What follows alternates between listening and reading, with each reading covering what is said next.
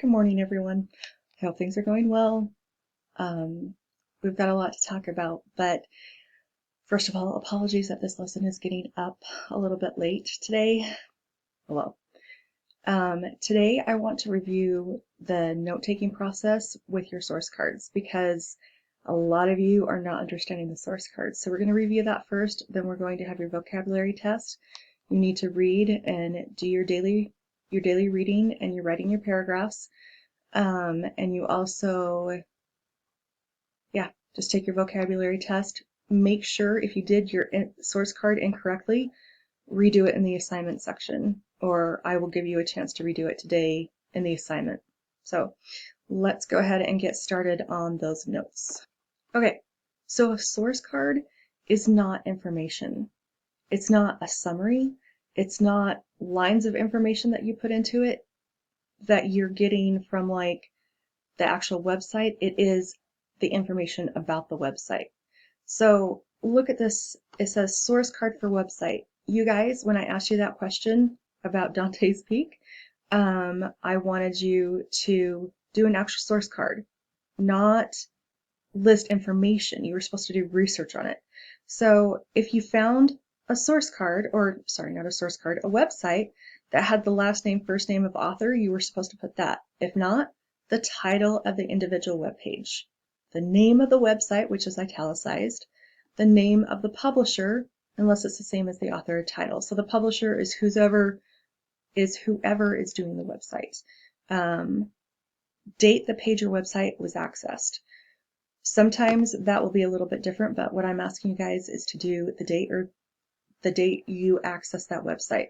So you have to put the number first, the first 3 letters of the month, and then the date. Most of you didn't even bother putting this in. Follow this format for that source card. When I ask you for a source card, it has to be this format. And then you put on the URL without the HTTP, or you don't need to do that part. So what it looks like, last name, first name of author, followed by a period. You have to follow those punctuation rules. They're very different. Title of the web page in quotation marks, title, website, italicized, publisher, date published, URL. That's what it looks like completely if you're doing it in a works cited page. However, when I'm having you do the source cards, what I want you to do is have it look like something like this. Okay, now this is handwritten, again handwritten, but on the computer it should look like this. At the top you should have source and you should choose a color. Now that won't make much sense quite yet, but it will later. Then you do, I didn't have an author for this source, so I just started with the title. See, this is what it's supposed to look like. This only has 1, 2, 3, 4 lines, along with the source colored in. Please do it this way. Okay, many of you did not. So I would like you guys to fix that problem and turn that in again today. If you know that you did it correctly, hopefully that should work just fine.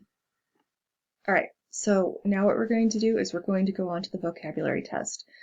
3rd period and 4th period, you all are still doing 1 through 15, and 1A, 2B, you are doing 1 through 20.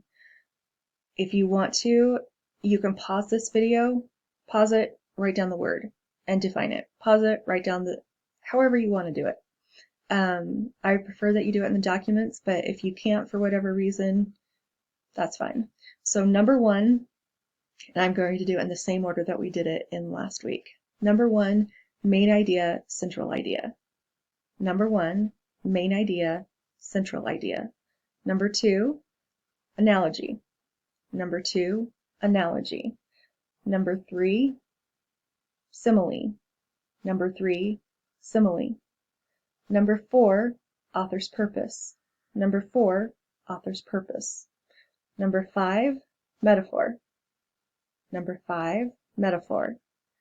Number 6, theme. Number 6, theme. Number 7, personification, anthropomorphism. Number 7, personification, anthropomorphism. Number 8, first person point of view. Number 9, Okay, number 8, first person point of view. Number 9, second person point of view.